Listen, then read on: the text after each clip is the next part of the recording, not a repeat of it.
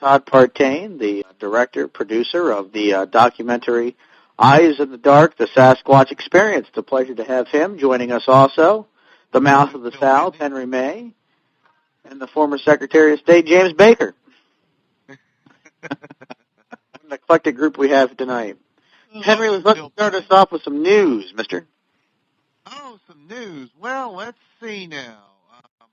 Our good friend Lauren Coleman, he's going to be on Coast to Coast AM tomorrow night. That'll be at 1 a.m. Eastern, midnight Central. Usually George Norrie has the guests, the cryptozoological guests, on for 3 hours, like the last 3 hours of the show. So that'll be from 2 a.m. or 3 a.m. to 6 a.m. Eastern. No. 2 a.m. to 5 a.m. Eastern, 1 a.m. to 4 a.m. Central. Don't you hate time zones? Yeah. I really do. Here's a little interesting news item on the Dover Demon. Those of you who are not familiar with the Dover Demon, it was some kind of a creature which was seen in Dover, I think, Massachusetts. It was about 4 feet tall with a thin body and arms, glowing eyes, and a huge egg-shaped head. Some kind of weird-looking creature. Well, that doesn't sound at all attractive. No, no, it doesn't. Imagine putting that on eHarmony.com. Yeah. Sure. It's been 30 years since that creature was seen in the Dover area. No wonder it's so damn ugly. April 21st, April 22nd, 1977.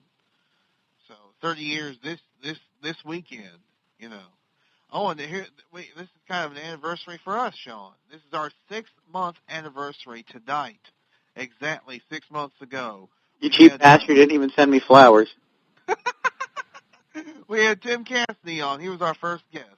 And he's been on since then. So, this is kind of a special night for us guys. Just reminding everybody that the third season of the Sasquatch Experience starts July 1st with Todd Neese. Yeah, that's going to be a great show. It's going to be a great show. Every show we have is great. Yeah. But speaking of great shows, we might as well start kicking one off tonight. We got Todd Partain with us, and who sent me a copy of his documentary, and folks, it's well worth the price of admission to see this. I personally enjoyed it, and it couldn't have gotten here in better timing, because I received my copy yesterday, because for some reason the Postal Service thought it was funny to mail my mail to my grandparents in Florida. Yeah. So it finally got here, and I watched it, and it was well worth the wait, and I enjoyed every minute of it. So without further ado, welcome to the show, Todd Partain, the Sasquatch Experience. Thank you so much. It's a pleasure to be here tonight, guys. It's a pleasure to have you. The one thing, and I was talking to you before we went on air, it is the one thing I appreciated the most of the documentary, minus the interviews, was the retelling of the encounter that you and your family had, in the trailer. And one thing you said to me that was really important, I never saw anything because I was too scared. But even without seeing anything, that must have been one truly horrifying experience. It was absolutely horrifying, and it's left such a mark on me that even at this very moment as we speak, just to think back on it and to talk about it is, I've got the chills once again. You get the goosebumps from it, and I mean, it left such a mark on me that, that it's brought me to this place that I'm at today. So it was a heck of an experience, especially for a kid that was 5 years old, and just very traumatic. But at the same time, it opened my mind probably to a lot of things that I never would have had my mind open to had I not had that experience. So in a way, it was kind of a bad thing, but in the same way, it was a good thing. I think like a lot of people who have had a Sasquatch sighting or something of that nature, you spend a lot of your time wanting to relive it because it's such a rare and special event that even when it's a terrifying event, it's something still that you just like, you can never forget about it. And I guess it's you get hooked. And, very much like if you ever watched Terry and the Hendersons. Which is coming out on Tuesday. Yeah. By the way, yeah, if you ever watch that movie, there's a point in there where the guy describes how he got hooked on Bigfoot. And, odds are if you do have an experience, you're probably going to have one. if you're lucky, you have more than one. But then you spend the rest of your life like just, it's an addictive thing. It's really it's just really, I don't know, it pulls you in. It pulls you into a whole other world of conjecture. And the odd thing about it was I didn't really talk about it a lot when I was a kid. And it was only here in the past 5 or 6 years or so that I really started to explore what happened that night, go over it with my family, and bring it out into the open and discuss it. And it unlocked a lot of memories. My younger brother, he had shut the whole thing out and had forgotten about it, and we just we opened the door back up, and he would call me up later. He lives quite a ways away from me, and he called me and goes, I remember some more stuff about that night. He goes, I'd forgotten about it and blocked it out of my mind. And I was like, yeah, I was never able to really do that. How do your parents, still relate to that situation? For your mother, that must have been truly terrifying. It was truly terrifying. I've never in my life actually witnessed my mother lose her composure and actually show fear in front of me. But that night she did. And I mean, it was quite obvious. Quite reasonably so. Yeah, and when you're a kid and when you're 5 years old and you see fear in your mother's face and and your grandmother, and it's obvious that and they're talking and furtively speaking about what they need to do, and they're running around and trying to find a gun and all this other stuff. I mean, you realize you got a lot to worry about, and it's a pretty terrifying experience. Yeah, just an awful thing, but at the same time, something that's just will always be there. It will always be in my mind. Favor and go over the encounter. Just go over the story of the encounter for us.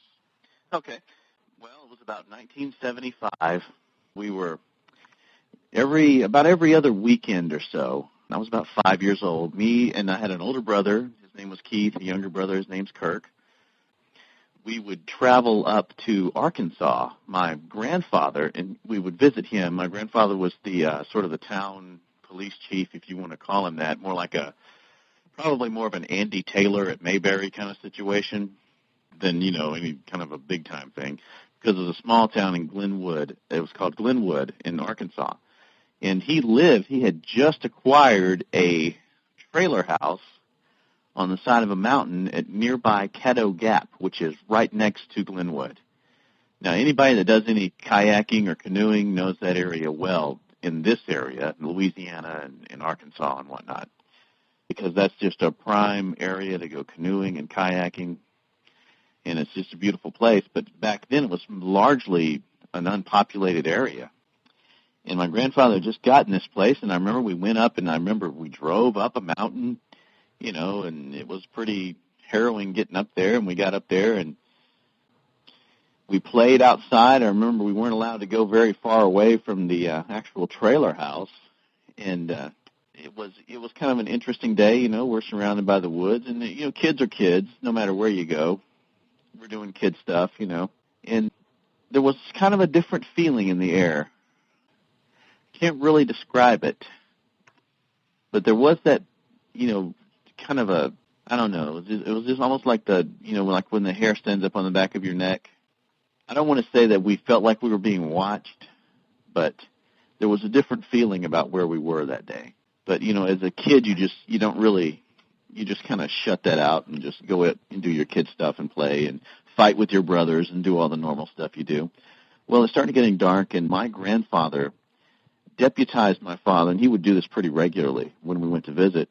And my father and my grandfather, who was his father-in-law, they would go out on patrol the area of Glenwood, Arkansas, and Caddo Gap. And they were gone on patrol, and so it was just me and my two brothers and my mother and my grandmother. We were all in there, and we were doing typical, getting late kind of stuff. We got called in. There was one point I would like to make. While we were outside playing, there was at one point, like just right before we get called in, and it might actually have had something to do with us getting called inside, we heard a loud call of some kind. And it was, I seem to remember even discussing it with my older brother, and he said it was an owl or something. But thinking back, it was way too loud and way too strong to be an owl. And it was about that time my mother stuck her head out and said, "Kids, get inside." And so we got inside, and it wasn't like it was, oh, there's something to worry about. It was like, oh, come on in, it's getting dark, it's time to get something to eat. So we did that, and we were going about our business, and my older brother was sitting on the couch eating a sandwich, and myself and my younger brother, Kirk, who was about a year younger than me, so he was only about 4 years old at the time.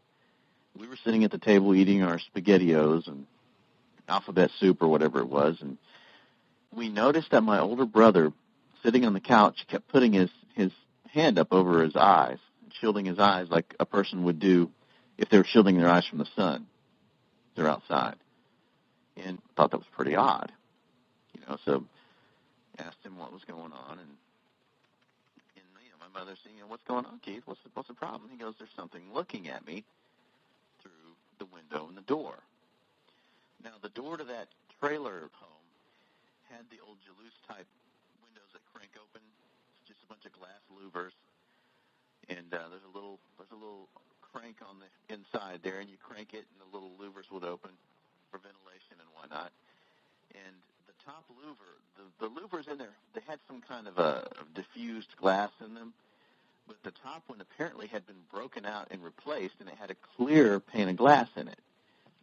Well, what he saw was looking at him through the top louver of the glass. Now, we hadn't heard any noise.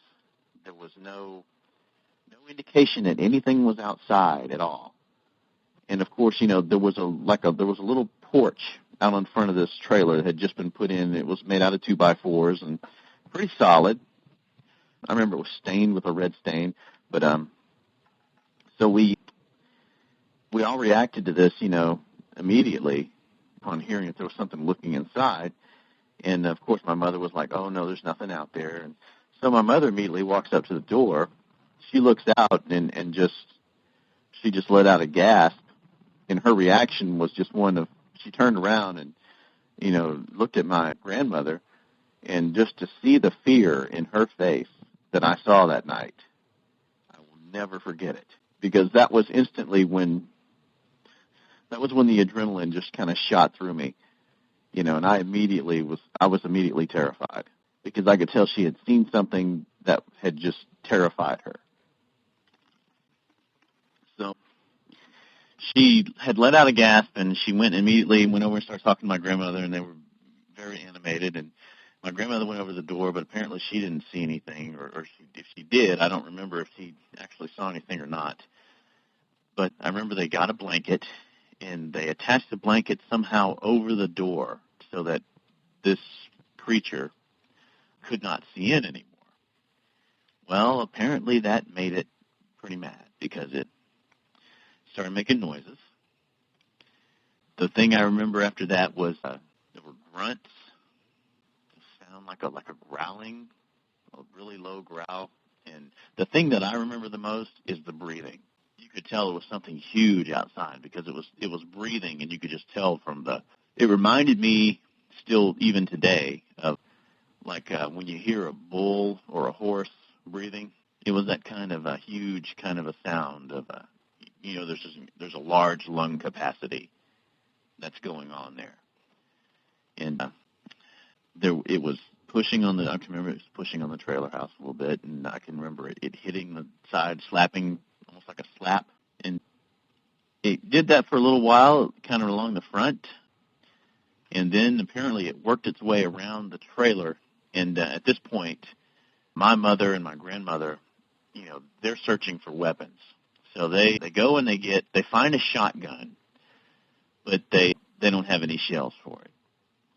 The only thing they can find are some .38 caliber bullets. And of course the bullets aren't going to work in the shotgun. And the .38 is of course gone with my grandfather, because he's on patrol with my dad. So there's not a lot they can do in the way of protecting us, except just they got us under the dining room table. I remember being hunkered under the dining room table with my two brothers. And there's not, my memory there's a part of my memory that I lose. I think because I was so terrified, there's like a part of my memory that kind of disappears right there. I remember being under the table, being terrified out of my wits. I will not look at any window in the house because I'm terrified because I don't want to see what this is. And I wasn't thinking Bigfoot at the time. I thought the devil was outside. I had no idea what it was. All I knew was the boogeyman was outside. And so whatever it was, it came around to the back door. Now, on this particular trailer house, that back door was right by the dining room table that we were all cowering under. And I can remember it pulling on the doorknob, and I can remember pushing. And the strange thing, the odd thing that strikes me is that it never put its arm through a window. It never pushed on the window. And I've always thought that was a very odd thing. So it pulls on the doorknob, it pushes on the doorknob, but it doesn't turn the doorknob. That particular door, actually the lock was broken on it. It would not lock. And had it turned the doorknob, the door would have opened. But it didn't turn the doorknob. So we have that going on. We've got, terrified kids. And after a while, it seemed to kind of, get tired of bothering us, and then it kind of moved on. Now, the only other structure within probably a mile of that place at the time was an old shack. I'd say it was an old house, but it was really dilapidated. It was more of a shack than anything else, and it was abandoned, and I guess it was being used for storage. But whatever this creature was, it moved on to that location and just tore the heck out of the place. We could hear it, like tearing stuff apart. I don't recall ever hearing a scream or anything like that, but it was pretty radical night, obviously. And so they got us into bed, got us under the blankets and everything, and pretty much, the next morning is about the next thing I remember after that. And that next morning, we beat a hasty retreat. Normally we stayed Friday night, we stayed Saturday night. We didn't leave until Sunday. Well, this was a Saturday morning, and I thought it was odd because I wanted to stay because we had just gotten there, the evening before. And we always stayed, the entire weekend when we went up there with my grandfather. Well, that next morning we were gone. And I remember we were getting out, and the parents were loading up the station wagon, and we were stopped, and you saw the damage outside. And, we stopped to take a look at it, the kids, me and my brothers did, and that's when we saw the footprints. The first thing that immediately grabbed my attention that morning was when I stepped out on the porch. My dad told me to watch where you're stepping because there's holes in the porch. And sure enough, there were these big holes stomped through the porch. And one of the steps had been stomped through, and, it was just, it was obvious that something with a lot of strength or weight had been on there. Yet we never heard it make a sound until it got angry. And then, of course, we saw the footprints. And, that's always been the clincher for me. I could have written the whole thing off as a bear. I could have written it off as, a large cat.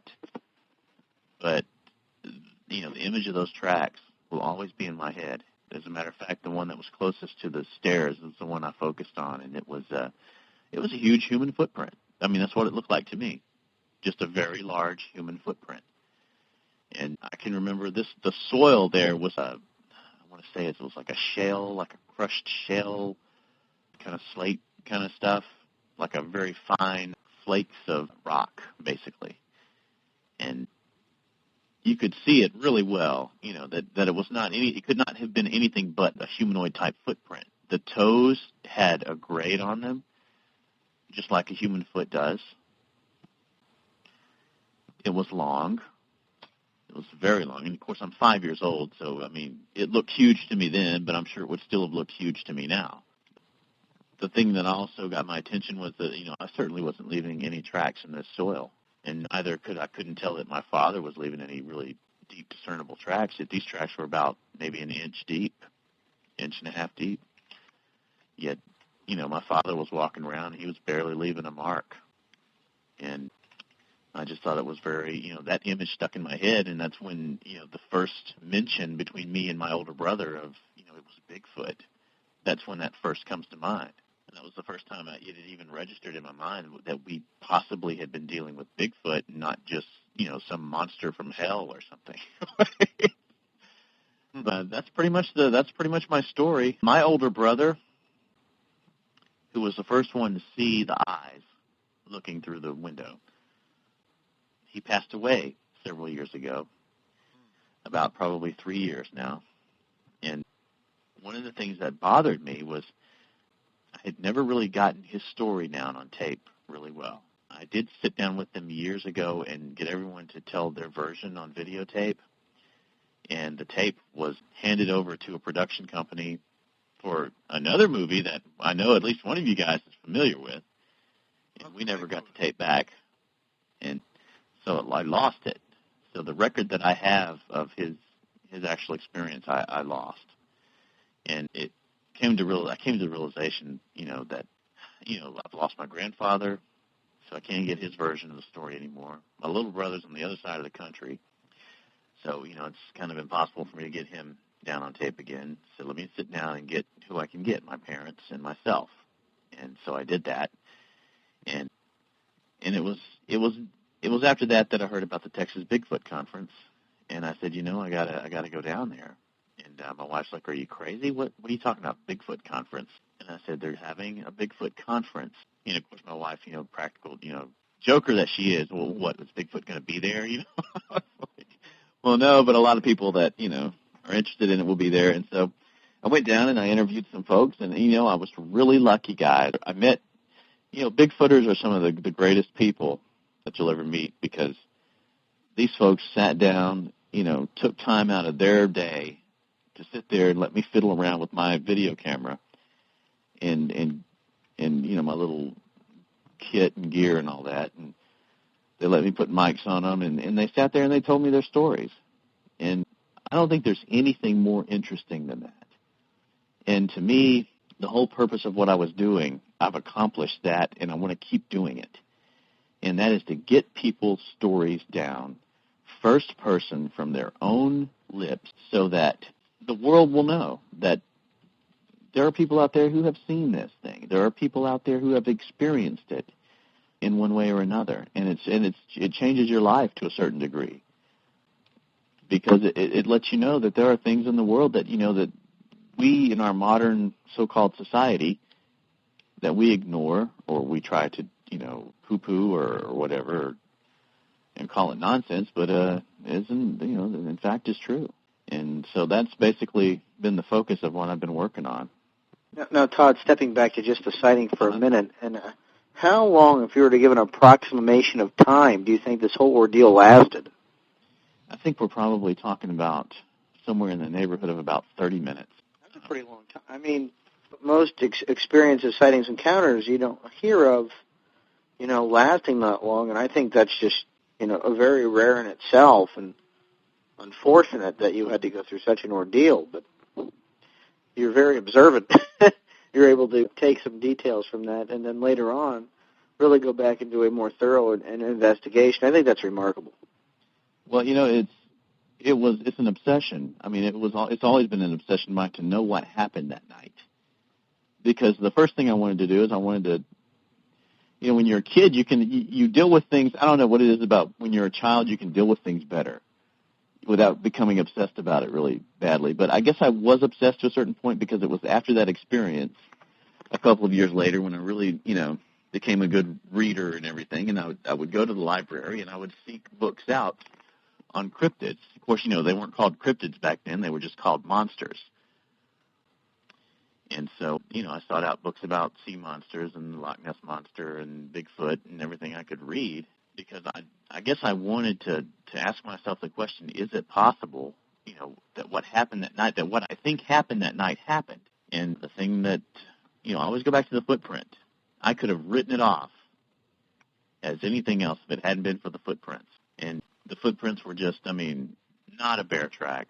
I've made a point in my life to, really check out bear tracks. I've actually gone and there was a place in Duvverly, Louisiana, where they had a black bear running around, and I actually went out and took a look at some bear tracks there one time just so I could see bear tracks with my own 2 eyes, so that I could say to myself, could it have been a black bear or something of that nature? But after seeing the bear tracks that I've seen, bears do not have the gradient toe structure that was present on those tracks. Bears tend to have a toe structure that's longer in the middle and sort of grades downward in both directions, toward the left-hand and right-hand side. These tracks were, they were just humanoid. And I don't know any other way to put it. I'm not a scientist, I'm not a Bigfoot expert. Some people think that I am, but I'm just a guy that had something very strange happen to him when he was a kid, and I've been obsessed since that day of finding out, what the deal is. So that's how I got into the whole Bigfoot thing. And I know there's a lot of people who've, they've read books and gotten into it, and I wish I had the luxury of being able to say that Bigfoot doesn't exist, because there's a lot of people that I've encountered since I've pretty much come out in the public with what happened when I was a kid, and I've encountered a lot of people that are like, oh, come on, I don't believe in such a thing. And, I don't feel like I have to prove to anybody that Bigfoot exists, because I know that Bigfoot exists just from my own experience. I've just made up my mind. That was made up for me. Actually, my mind was made up for me back in 1975. So it's not even a question to me of who's right, who's wrong. I think there's people out there who know the truth, and there are other people out there who have been misled by all the negative media attention that Bigfoot gets, and all the bad stuff that we have to deal with in this field of the hoaxing and everything else.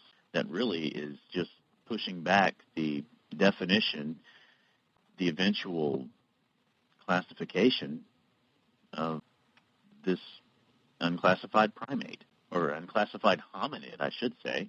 That's really all there is to it. And what's really funny about this whole thing is guys, I'm a telephone lineman.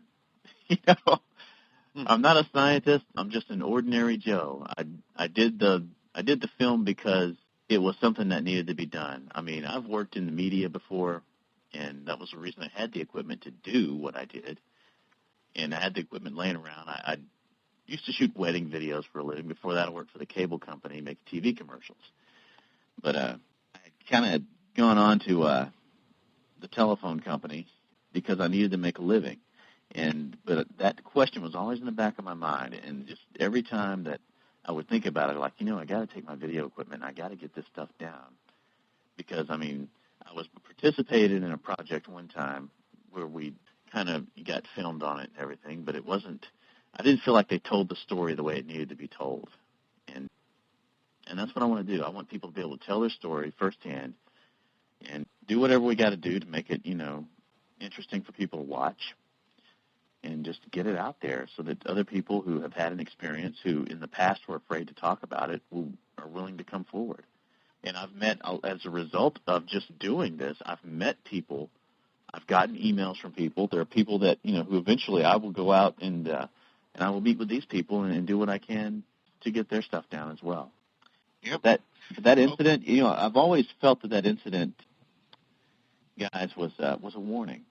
I think it was trying to tell us to get out of its territory. The trailer house had not been there very long at all.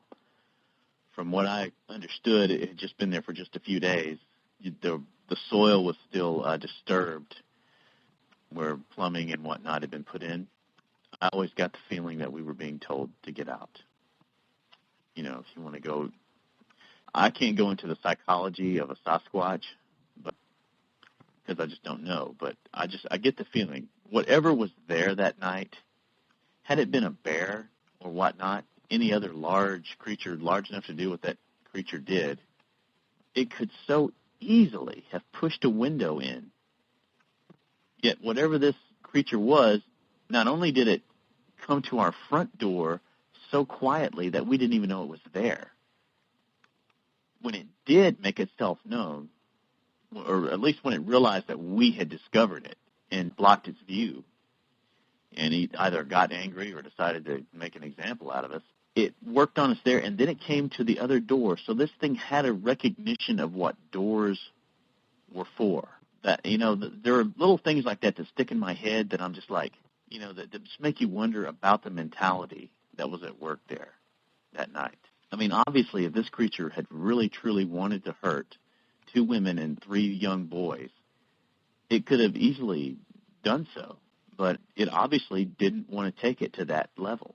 It wanted us to know it was there. I think it wanted us to know it was angry, certainly. And then it pretty much demonstrated, I think it demonstrated to us what it could do by attacking the other structure that was there that it knew was uninhabited. Sounds like intimidation tactics to me. Yeah, I've always felt that way. I feel like it was there to let us know, hey, this is my spot. I'm in charge here. You're in my territory, and I want you out. And, that strategy worked perfectly because my grandfather got rid of the place, from what I understand. The next time we went to see him, about a month or 2 later, I mean, he was in a completely different spot. He was out in the middle of a cow pasture, so.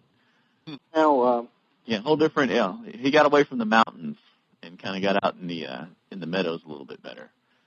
Yeah. So. We've got some questions from our chat room. Absolutely. First from Bill Green. Hey, Bill. Yeah, you know Bill. Yeah, I know Everybody Bill. knows Bill. Everybody knows Bill. Yeah.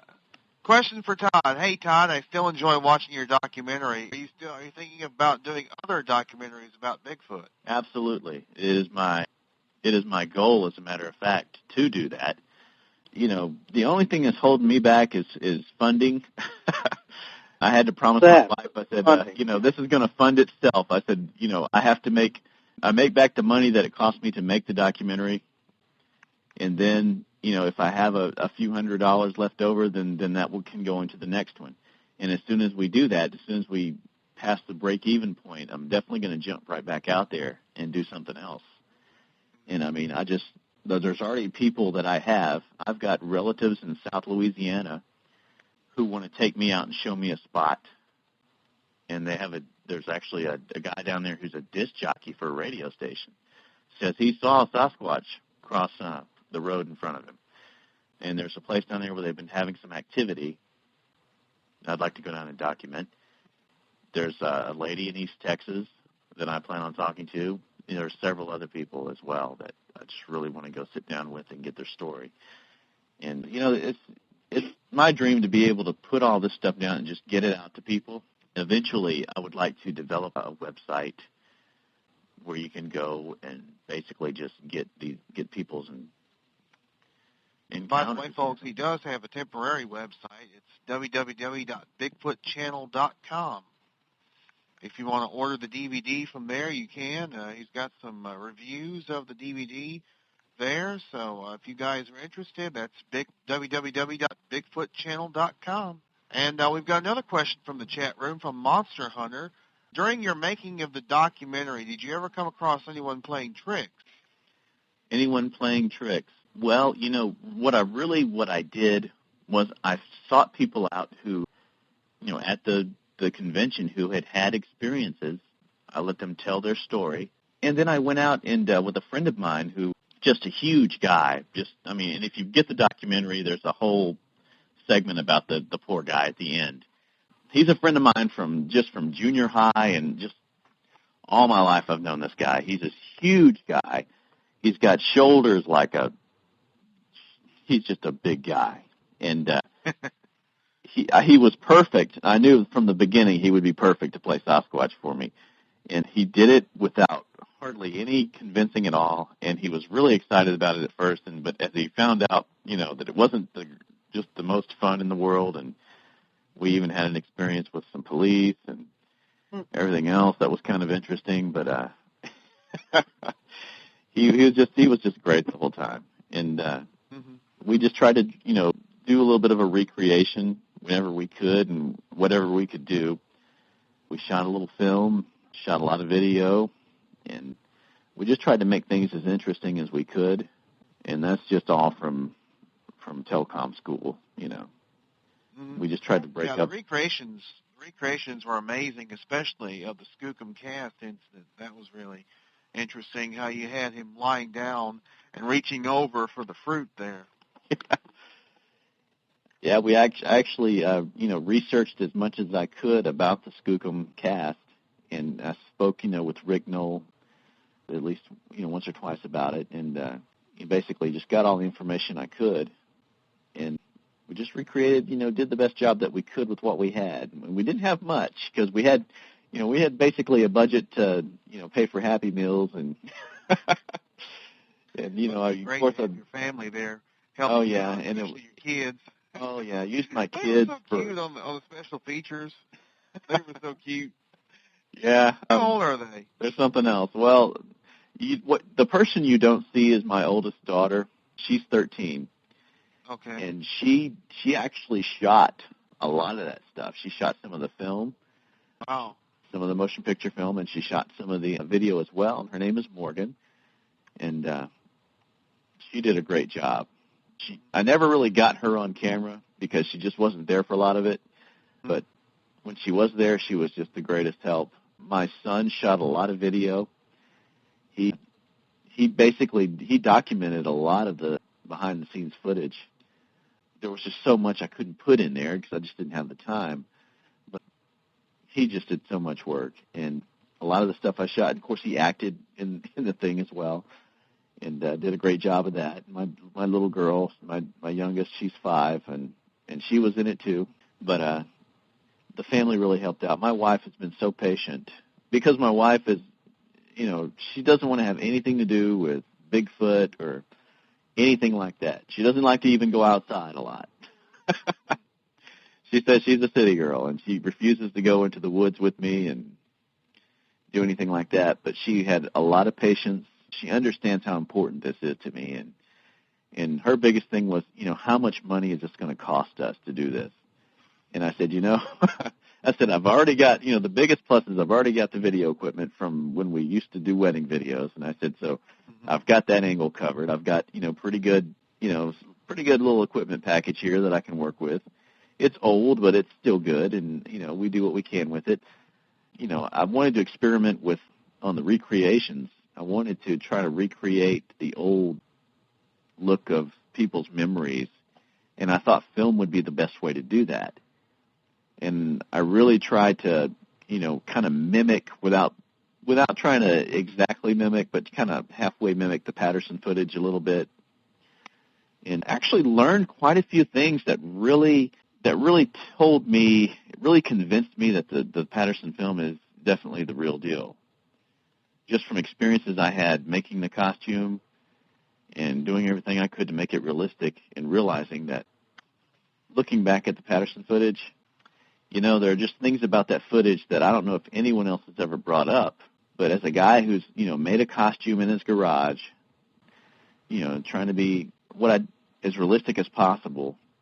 And what we didn't want to do was use a gorilla costume, because it became evident to me very quickly when I was getting ready to shoot the recreations that there was no way I was going to be able to afford a Hollywood quality Sasquatch costume, because those were like, at least $2,000 and up. There was no way I was going to use a gorilla costume, because most of the gorilla costumes are just really, let's just face it, guys, they're just ultra cheesy. Yeah. And the people that try to, do hoax videos with gorilla costumes, I mean, it's just so obvious that that's what they're wearing. You've got a baggy gorilla costume, and, I mean, it's just obvious. So what I wanted to do is I wanted to set, so, I got to find the right person, and, of course, I knew who I wanted to do it from the beginning. And I talked him into it. It didn't require much talking into, because he's just the greatest guy. He's willing to try things, and you don't meet many people like him. He's a true friend. I mean, because he went through so much. The fitting of the costume and everything. Basically what we did was I wanted to get something that was as tight as possible so that it would adhere to the actor's body and whatnot, to try to simulate, the Patterson footage, really, as much as possible. And well, yeah, it looked great. The costume looked great. The phone number, folks, is 347-996-5814, and we've got a phone call. We got a caller, 404 area code. You're on the air with the Sasquatch Experience and filmmaker Todd Partain. On the air? Yes. Okay. Yeah. I don't know. A very interesting topic. I actually have I don't know if it was a Sasquatch Experience or what. It was a long time ago when I was in the Boy Scouts, and we were camping up in Chickamauga Battlefield. And, we did, late night time came, and we did the snipe hunt. Snipe hunt is they tell you go out, look for the snipe. There's not really any such thing as a snipe, but, fun's had by all. And, we're out there, and me and my friend Squiggy get separated, and, from the rest of the group. And we're kind of lost, we're kind of scared, and then all of a sudden we get accosted. We're still not sure. I mean, we still talk about it to this day. We're not sure exactly what it was. All I saw was this big hairy paw holding me down as what looked like a Sasquatch anally raping Squiggy. And then it held Squiggy down and anally raped me. Thank you. And how'd it feel to be anally raped by a Sasquatch? We'll find out next week. I hope he used lube. I take that was Lenny. I hope it was Lenny. I don't know. Right away, Squiggy. You see, I should have thrown up a red flag. We're sorry, folks. You're not sorry. You're not sorry. It makes things a little interesting. Not even a full moon tonight. I think this morning it said waxing or whatever. But I don't even want to get into waxing. When getting anally raped by a Sasquatch. Oh my Lord! I tell you what. Happily, we've got a couple of questions from the chat room saved by the bell. Monster Hunter wanted to know if you're going to do any conferences or anything to promote the DVD. Well, I don't. I'll do anything anybody offers me. I mean, if they want me to come, sure, man, I'm there. I mean, I understand there's going to be one in Oklahoma. Is that right? In Hanobi, Oklahoma, probably in October? Hanobi, Oklahoma, yes. In October, Henry, I believe, our good friend Steve Coles, the Squatch Detective, is going to be the master of ceremonies for that festival. Yeah. Well, I think that'll be great, and I'm going to try to attend, even if I'm not there to speak or anything. I'm definitely going to try to attend that, if it's at all possible. So, yeah, I think, you're going to find me at Sasquatch conferences and Bigfoot conferences just because I want to be there. And, yeah, definitely I'll be promoting, and I'm sure I'll have some copies there to sell or whatnot, but I think the main reason that I'll be there is because I'm going to want to meet some people and get their stories on tape because, this is not the end for me. This is, it was during the making of this documentary, about halfway through, that I found out I had cancer. Okay. And, and I don't want to get too much into the details, but it kind of knocked me out for a while there for about 5 or 6 months, the chemotherapy, but I came back from the cancer. And, the thing about once you get cancer, you're never really, it's not a cure. You're never really cured. You're just kind of in remission. And I'm in remission. And I got to be honest with you, there were a lot of other things that saved my life, a great wife, kids, people praying for me and everything else. But one of the things that brought me through was I knew I got to finish that documentary. Whatever else happens, I'm going to finish that thing, and I'm going to see it through to completion.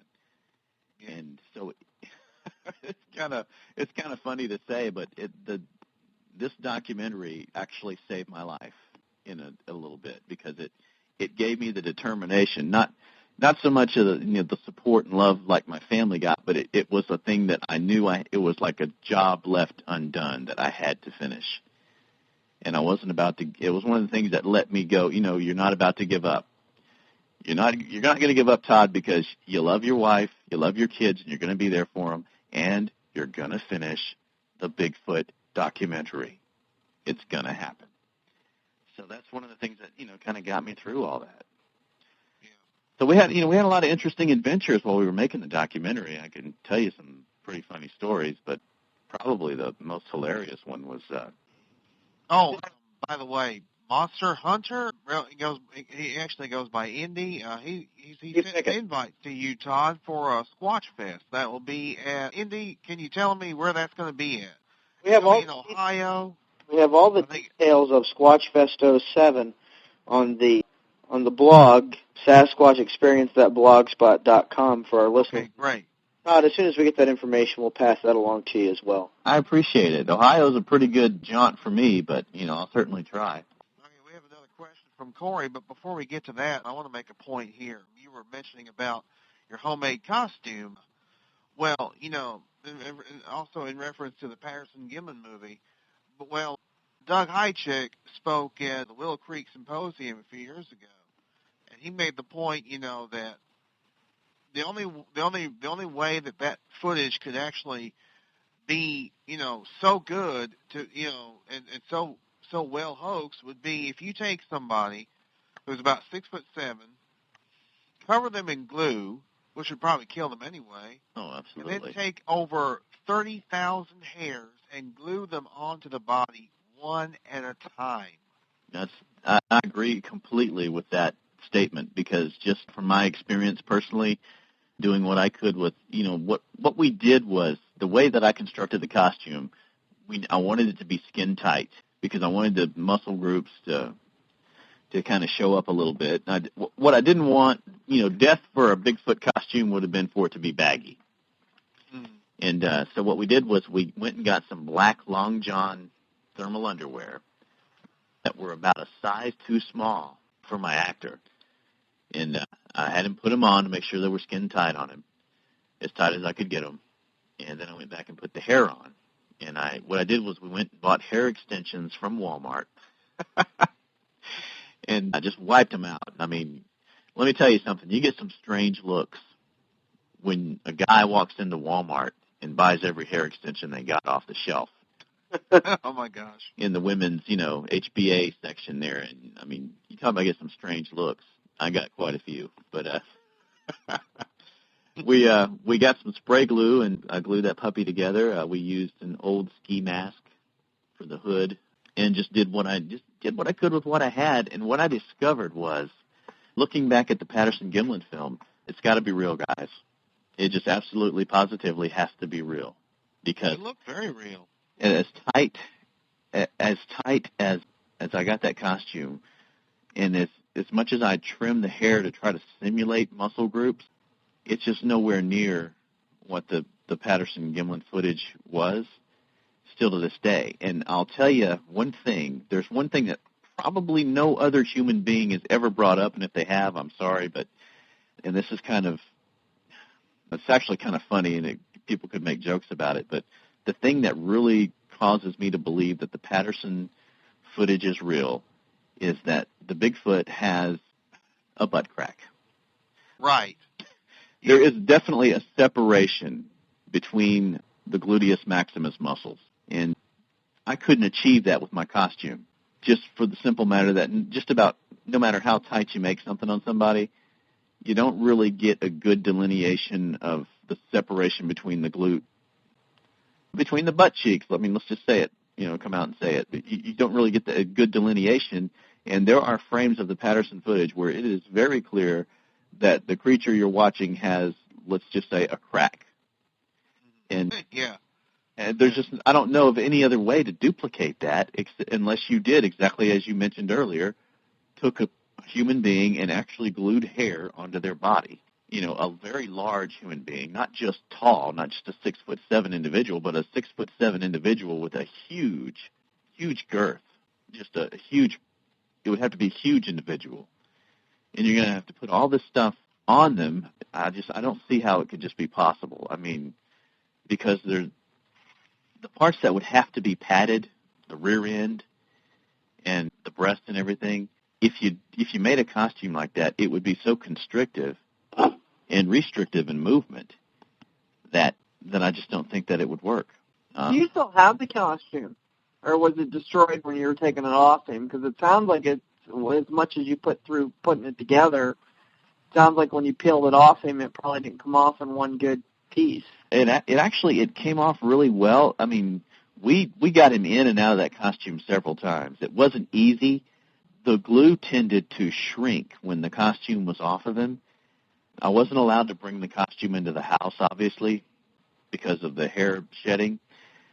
Oh. So I had to keep it in the garage, and it would get quite hot in the garage, and the costume would shrink every time we used it. And every time that the costume hung and was empty for a while, it would shrink. And so every time we went out and put it back on Tiger, who was my actor friend, we had to stretch it.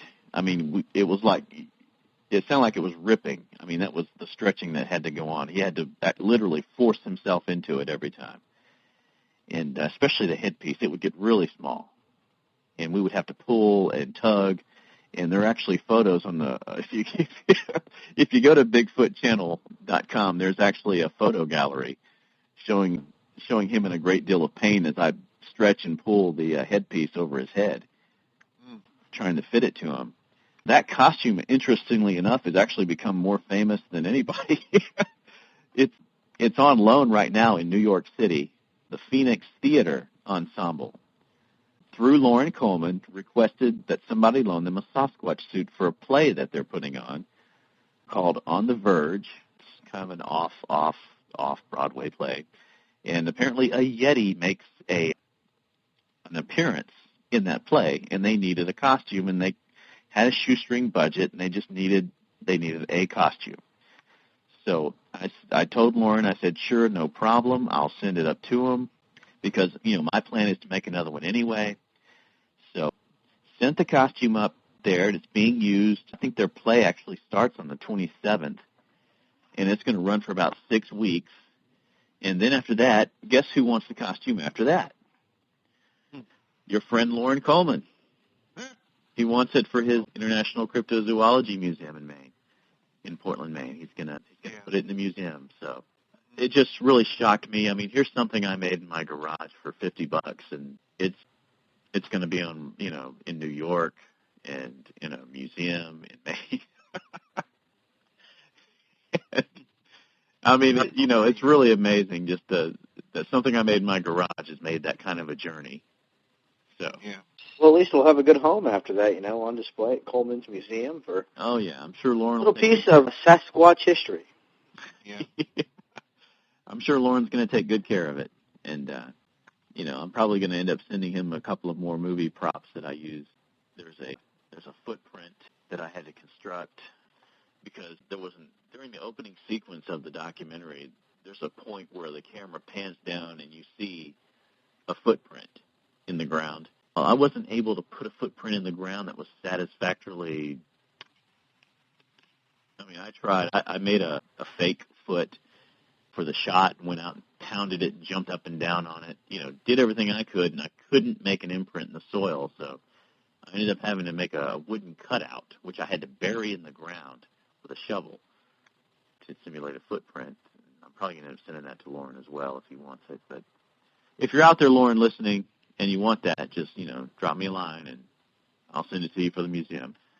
But it's been an interesting journey. The first night we went out to shoot the recreations, we were out shooting, and we just gotten finished with sequence, and Tiger had just taken his hood off to take a break because he was getting kind of hot. And about the time we were in a park, in a public park, down by the river here in Bossier City, Louisiana, and we hear a car rolling up, and about that time we see the flashing lights come on. And this police officer gets out of his car. He goes, what in the world are you guys doing down here?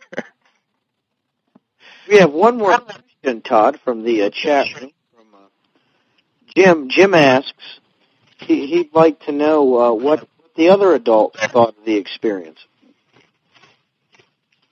What the other adults, you're talking about my your encounter, I'm sorry. Yeah, my parents.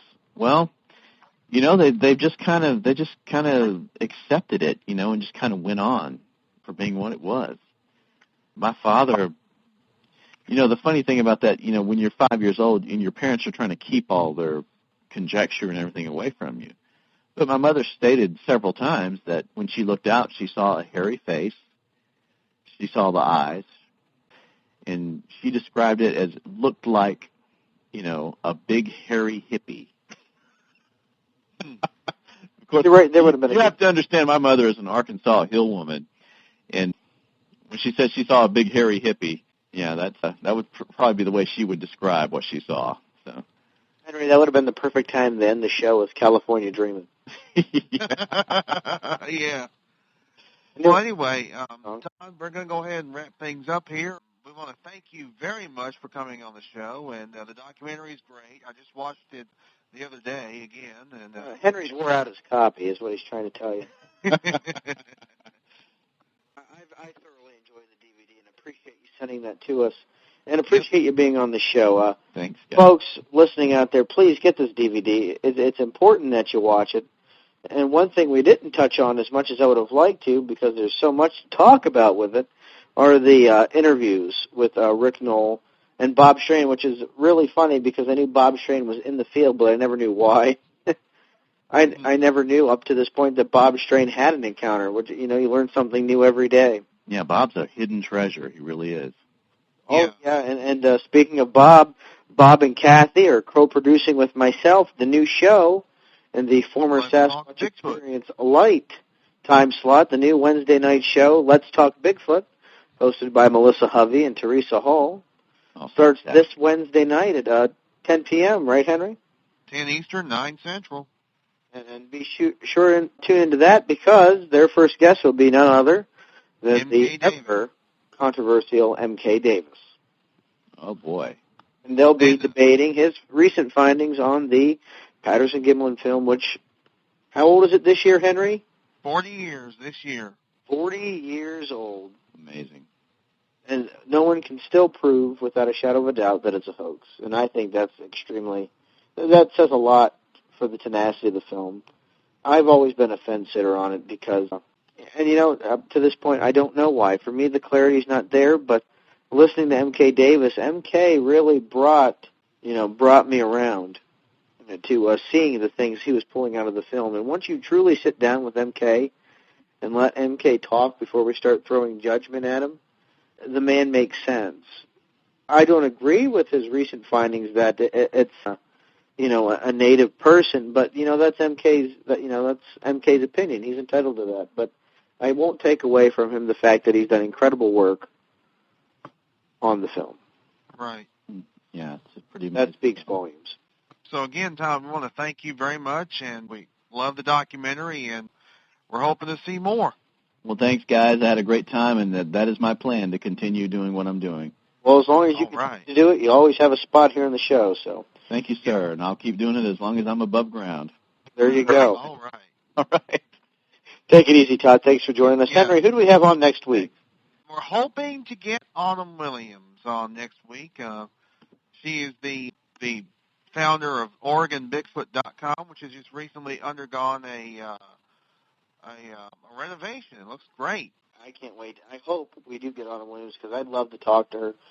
Yeah. Because we're on the kick with documentaries. I really loved Oregon Bigfoot Volume 1, and I'm anticipating Volume 2, which I really hope comes out soon. I really enjoyed it. Thoroughly enjoyed the documentary. And a lot of people don't know is that I've been dabbling in the idea of doing a documentary myself. I just don't have the time. And for those of you out there, Mrs. Forker is very tight with the dollar. She don't like to part very much with it. She controls my Bigfooting budget. Need I say more? And so maybe one day there'll be a Pennsylvania Bigfoot documentary if I get together with some of my cohorts up here in PA. Just Bigfoots all over the United States. Every state has their own Bigfoot stories, their own sightings, and there's so many of them out there. I encourage you, the listeners, to actively seek them out and read up on them as much as possible. I think, if you're truly going to be an asset to the field, you need to read before you start opening up the yapper and start talking about how you saw Squigga get raped by Sasquatch. I won't get off that. I think Squigga was asking. I harbor on that. I don't like callers that, use our show as a forum for their antics. I know. And the reason I'm going on about this is because we're still being archived. Even though the live feed is over, we still have 30 minutes of tape left to go before they kill me. But so much to talk about with Bigfoot, and it's so hard to cram it into an hour, and week after week. It's just great to have something new to talk about, Henry. And Todd, your sighting was your encounter, rather sighting. We even got a little bit into the Patterson-Gimlin movie, although I know we don't really like to talk about it very much. Only because it's been beaten, it's been beaten up so many times. There's just nothing fresh to talk about with it. And others would argue with me about that, but Henry, I've been in this field for 10 years. You've been doing this for quite a long time. You know, after a while, you just get really tired of talking about the Patterson film. There's so much more out there to talk about. I agree. And you know, guys like Todd and M.K. Davis and Hickernell, guys like that go out there. And I do say M.K. Davis because M.K. Davis does do active researching. He's been out to California. He's been out to Bluff Creek. But you got to get out there to find the evidence and to talk about that. Mm-hmm. And to talk about and discuss the evidence. We're not going to get anywhere talking about a 40-year-old film anymore. We just have to start fresh. And as I said before, my advice to the new researchers getting into the field is read and find yourself a mentor. That's really important. Eric Altman in Pennsylvania has truly been a great asset to me in terms of going over evidence with me, going on expedition with me, and just keeping my head level. And that's important because once you start becoming an enthusiast of Bigfoot, sometimes you start losing your judgment meter, and it's important to keep that calibrated at all times. You can often buy into your own bull more than you can buy into someone else's. I guess that's my only advice. Henry's been a wonderful show tonight. Always enjoy doing these shows with you. 6-month anniversary. I expected flowers and candy, but at least I got a phone call. And we've only lost 2 shows, and those was our first 2 shows. Yeah, Henry's been crying for months that we've lost 2 shows. And actually we lost 2 shows because they were our fault. Right. And we thought we lost a third, but fortunately for us, Blog Talk Radio was able to find it. We have to thank George Hackworth from Blog Talk Radio, our host liaison, who was able to get on that fast and find that show and get it reposted to our archives. I know a lot of people, we got a lot of feedback on, they were upset that we lost the Don Keating show. We don't lose it. You know, we do this show for the fans.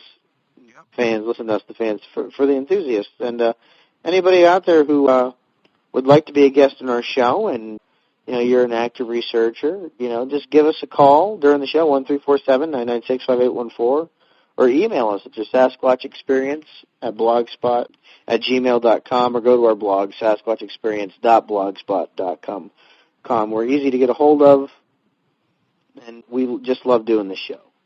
Yep. We're going to keep on. Henry gets eaten by a Sasquatch. And next week we got Autumn Williams, hopefully. And, folks, we're going to go ahead and wrap things up. And until next week, this is on behalf of Sean Forker and James Baker. Y'all be good or be good at it. Keep on squatching, folks. This has been the Sasquatch Experience.